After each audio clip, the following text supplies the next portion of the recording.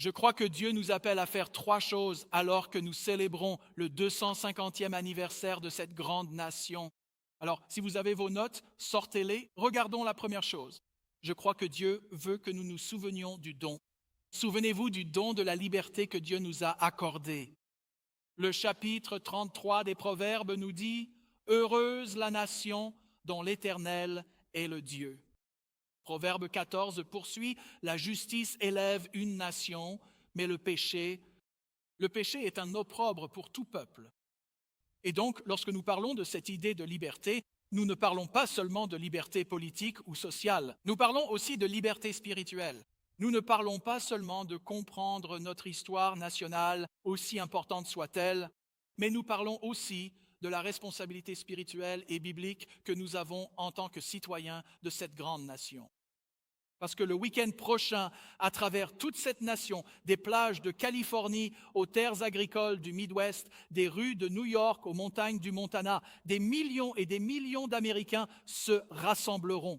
250 pour célébrer 250 ans de liberté. Alors, pourquoi faisons-nous cela? Eh bien, parce qu'il y a 250 ans, un petit groupe d'hommes courageux est entré dans l'histoire. Et ils ont déclaré que la liberté, politiquement et spirituellement, n'était pas accordée par les gouvernements, les rois ou les monarchies, mais que notre liberté, la liberté nous est donnée par Dieu. Alors, quel est ce but? Le point le plus important ici est le suivant. Quand l'Amérique est à son meilleur, nous ne poursuivons pas seulement notre propre réussite personnelle. Nous poursuivons aussi les desseins de Dieu en chemin. Et nous nous rappelons que la liberté dont nous jouissons s'accompagne aussi d'une base morale et que cette bénédiction s'accompagne toujours d'une part de responsabilité. Et c'est ce que les Américains ont toujours été. Et c'est ce que sont les Américains aujourd'hui. Et c'est pourquoi je peux me tenir devant vous aujourd'hui et simplement dire que malgré toute la division que nous voyons en ligne et toute la colère que nous voyons à la télévision, je crois toujours qu'il y a plus de bien que de mal dans cette nation. Je crois toujours qu'il y a plus d'amour que de haine et je crois toujours qu'il y a plus d'espoir que de désespoir. Parce que je crois qu'une lumière brille encore en Amérique et que l'obscurité ne la vaincra pas. Allez, quelqu'un est d'accord, non? Alors, souvenons-nous du don de la liberté qui nous a été accordé par notre Créateur. Quelle est la deuxième chose que je crois que Dieu nous appelle à faire alors que nous célébrons les 250 ans de l'Amérique? Je pense que nous devons honorer le sacrifice de ceux qui nous ont précédés. Vous savez, quand on regarde en arrière sur les 250 ans de notre histoire, une vérité devient également très claire et la voici. La liberté a toujours eu un prix élevé. Cela signifie que chaque génération a payé un prix pour que la génération suivante puisse vivre avec espoir. Jésus l'a dit ainsi dans Jean 15, « Il n'y a pas de plus grand amour que de donner sa vie pour ses amis. » Maintenant, ceux d'entre nous qui connaissent leur Bible savent que ce verset pointe d'abord vers et ultimement à Jésus, car c'est lui qui a donné sa vie pour les péchés du monde. Mais cela nous enseigne aussi autre chose à propos de cette idée d'amour. Et c'est ceci, le véritable amour ne se résume pas simplement à l'amour. L'amour n'est pas que des mots, le véritable amour, c'est le sacrifice. Nous apprenons cela dans Romains chapitre 5, où Dieu a manifesté son amour envers nous en ce que, alors que nous étions encore des pécheurs, Christ est mort pour nous. Autrement dit, le sacrifice est le langage de l'amour de Dieu. Et lorsque vous regardez en arrière dans l'histoire de notre nation, vous voyez cette vérité encore et encore, sans cesse. Ainsi, aujourd'hui, lorsque nous honorons le sacrifice, nous ne faisons pas que nous souvenir du prix de la liberté américaine, nous nous rappelons aussi le cœur de l'amour chrétien pour notre communauté et notre monde. Parce que, mon ami, n'oublie jamais, l'Amérique brillera toujours le plus fort lorsque nous nous en souviendrons. La grandeur que nous possédons ne se mesure pas à la puissance que nous détenons, mais sera toujours mesurée par Dieu à la compassion que nous offrons. Alors souvenons-nous du don de la liberté. Honorons le sacrifice de ceux qui nous ont précédés. Et quelle est la troisième et dernière chose à laquelle Dieu nous appelle alors que nous célébrons America 250? Et si nous faisions briller la lumière, éclairons la situation, Je m'adresse à ceux d'entre nous qui considèrent la Californie comme leur foyer. Combien d'entre vous s'y sentent chez eux? Laissez-moi voir votre main. C'est ça. La Californie est notre maison. Et je veux vous parler de cela. Parce que si vous n'habitez pas ici, ou si vous écoutez les informations, il y a beaucoup de gens à travers le pays qui ont déjà rayé notre État de la carte. Vous avez entendu ça récemment. Ils pensent que les plus beaux jours de la Californie sont derrière nous. Certains disent que la foi s'estompe. Certains disent que nos familles sont fracturées. Certains disent que l'obscurité est bien trop profonde pour qu'on puisse revenir. Et devinez quoi? Je n'y crois pas. Je n'y crois pas une seule seconde. Pourquoi? Parce que Jésus a dit dans Matthieu chapitre 5, verset 14, « Toi, mon ami, tu es la lumière du monde. » Et une ville située sur une colline ne peut pas être cachée. Jean 1,5 dit que la lumière brille dans les ténèbres. Et devinez quoi? À cause de cela, les ténèbres n'ont pas, ne peuvent pas, ne pourront pas, n'ont pas le choix. Elles ne peuvent pas la vaincre. Alors, bien compris, mettez ces deux versets ensemble. Qu'est-ce que cela signifie? Cela signifie que tant qu'il y a des disciples de Jésus dans cet état, les ténèbres n'auront pas le dernier mot chez nous.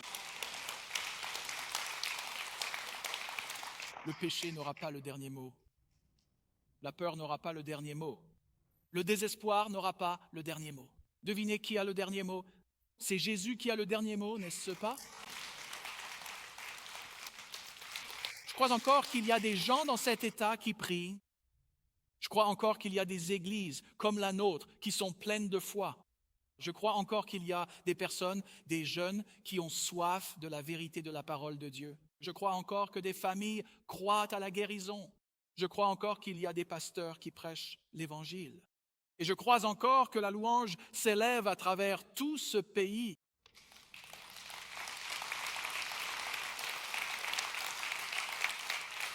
Et je crois fermement que si nous prenons Dieu au mot, le prochain grand réveil spirituel en Amérique peut commencer ici même, dans notre État. Je le crois vraiment. Cela ne se produira pas par la politique, je peux vous l'assurer. Cela ne se produira pas par des attaques personnelles, je peux vous l'assurer. Ça ne viendra pas des célébrités, c'est certain. Comment alors, grâce à des gens ordinaires comme vous et moi, des gens ordinaires qui ont une foi extraordinaire? C'est pourquoi j'aime ce verset suivant. Ésaïe chapitre 60, verset 1. Lève-toi. Lève-toi, Église. Lève-toi, peuple de Dieu, et brille. Pourquoi? Car ta lumière est venue. Quelle est cette lumière? Qui est cette lumière?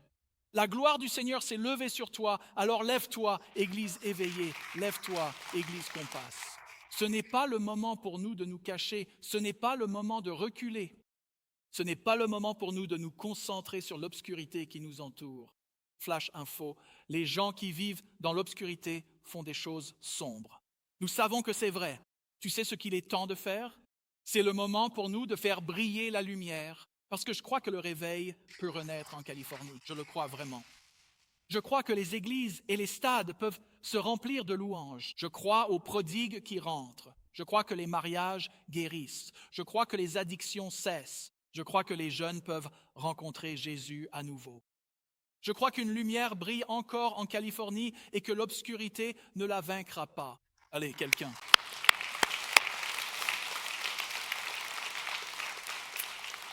Je crois aussi qu'au cours des prochaines années, j'espère quelque chose de plus grand qu'un seul événement. J'espère quelque chose de plus grand qu'une seule église, qu'une seule dénomination. Je prie pour qu'un mouvement se lève dans tout l'État, un mouvement de louange, un mouvement de prière, un mouvement d'espérance, un mouvement où les gens rencontrent à nouveau Jésus. Et pourquoi est-ce que je crois cela? Voilà pourquoi. Parce que la Californie n'appartient pas au désespoir, mon ami. La Californie appartient à Dieu. Alors, est-ce que vous voulez connaître aujourd'hui le secret du réveil? Vous ne voulez pas? D'accord, très bien. On va terminer le message. Très bien. Est-ce que vous voulez connaître le secret du réveil? Parce que je l'ai trouvé. Très bien. Imaginez ça, c'est dans la Bible. Très bien. Alors, vous êtes prêts? Sortez vos stylos. Le réveil ne commence pas quand tout le monde devient sérieux avec Dieu. Le réveil commence quand le peuple de Dieu devient sérieux avec Dieu. Alors, comment le savons-nous? 2 Chroniques, chapitre 7, verset 14. Le voici. Si mon peuple, Donc si tu es un disciple de Jésus, tu fais partie du peuple de Dieu. Si mon peuple qui est appelé par mon nom fait quoi? S'humilie, prie, cherche sa face, puis se détourne de ses mauvaises voies, alors je ferai quoi? J'écouterai du ciel. Et il continue en disant, et je guérirai votre pays. Voilà. Je veux que tu regardes ce verset un instant. Je veux que tu comprennes quelque chose de très important. Dieu ne commence pas avec la culture. Dieu commence avec qui? Son peuple, avec nous, c'est exact. Si mon peuple, alors que faisons-nous? Eh bien, nous nous humilions, nous prions, nous cherchons sa face, nous nous détournons de notre péché et nous aimons notre prochain. Nous invitons nos amis, nous servons notre ville et nous continuons d'élever le nom de Jésus jusqu'au jour où il m'appellera auprès de lui ou jusqu'au jour de son retour. C'est ce que nous faisons et nous faisons briller la lumière. Alors, comment faisons-nous cela? Eh bien, la Bible nous le dit. Jésus nous a dit dans Actes 1, verset 8, juste avant de monter au ciel, il dit « Lorsque tu deviens l'un de mes disciples, tu recevras une puissance lorsque le Saint-Esprit viendra sur toi. » Et ensuite, que feras-tu? Tu seras mon témoin. C'est tout. Tu seras mon témoin. Alors, mes amis, je veux que vous regardiez ce verset. C'est votre mission. C'est aussi simple que ça. C'est votre mission. Ce n'est pas de gagner des débats. Ce n'est pas de prouver que nous sommes meilleurs. Ce n'est pas de se cacher par peur. C'est d'être un témoin de Jésus-Christ dans ta maison, dans ton école. Sois un témoin dans ton quartier, sois un témoin dans le comté de Monterey, peu importe ta ville, sois un témoin en Californie. Jésus a ajouté « Soyez mes témoins jusqu'aux extrémités de la terre ». Et lorsque nous faisons cela, nous prenons Dieu au mot. Je crois qu'alors nous serons témoins de quelque chose de spécial, de quelque chose qui guérit, de quelque chose de saint. Et nous verrons un renouveau de l'action de Dieu à travers ce pays. Et peut-être, juste peut-être, que les générations futures regarderont en arrière des moments comme celui-ci et diront « c'est à ce moment-là que le feu a recommencé à s'élever ».